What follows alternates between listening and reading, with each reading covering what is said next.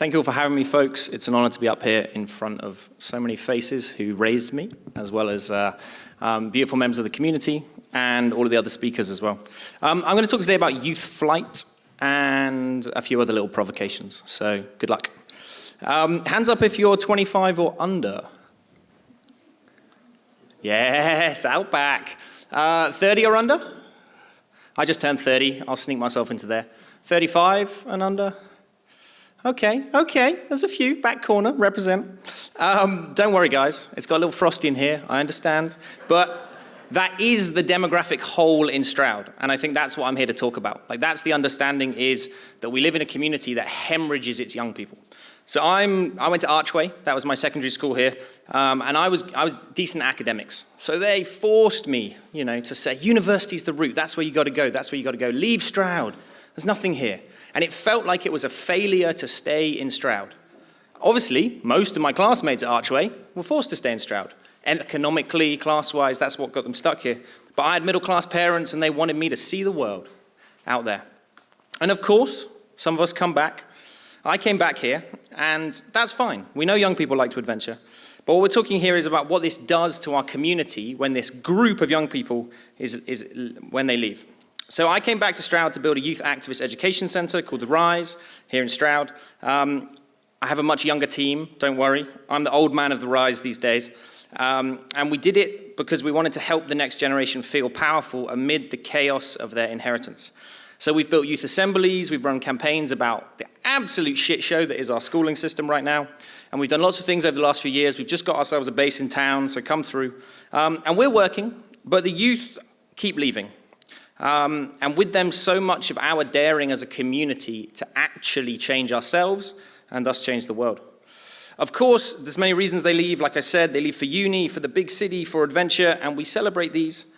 But also, they leave because they don't feel powerful here, and they don't feel their voices are needed or welcomed.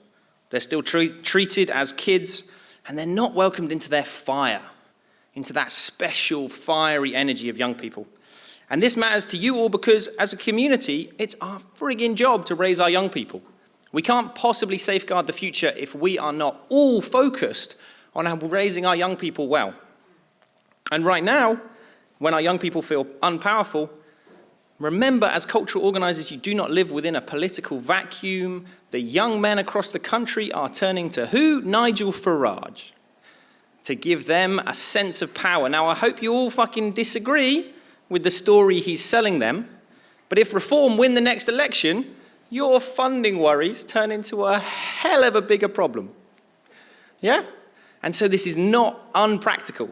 The young people need to choose an understanding of culture that they believe in, and they need you guys to stand with them and work on that. And this is because they're not feeling powerful. And so that's my question, is like, where's our story of power? I love the story of art and dance, and all of these things are essential, and I want to add to them. That's the role that we try to play.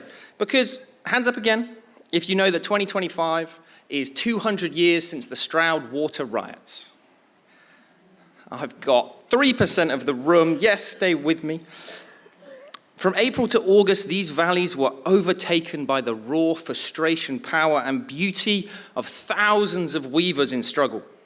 They joined the stonemasons from Wootton, and they won huge reforms against the mill owners. Yeah?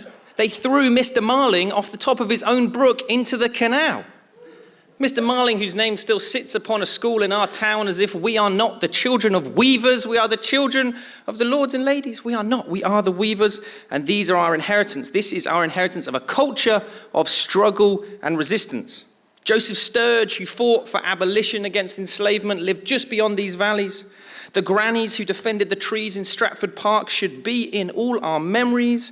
Those who occupied the roofs on the high street in the 80s and kept Stroud looking the way it does. These are the people on whose shoulders we stand. And wider, the suffragettes, the unions, the abolitionists, our enslaved rebel siblings of Haiti. There are millions of everyday folks that we can turn to and say we are powerful because we are your children. I left Stroud to find places where I felt powerful, and luckily I did. I've come back to make Stroud one of these powerful places for our youth. So if they still step out of these valleys, as they are prone to do, they know that they are part of a long culture of resistance. But we as the RYSE, as the young people, we can't do it on our own. So I challenge you all in these dark times, and let us not hide from the darkness, to learn your histories of resistance in your family, in your community, from across the world. Raise them up in your art, let them plaster our walls, bring the art they created as part of their movements, and let yourselves know that you are powerful so you can empower the young people. They can empower themselves to stand tall and proud and to leave these valleys, or to stay here and to fight for a more beautiful world. Thank you, everybody.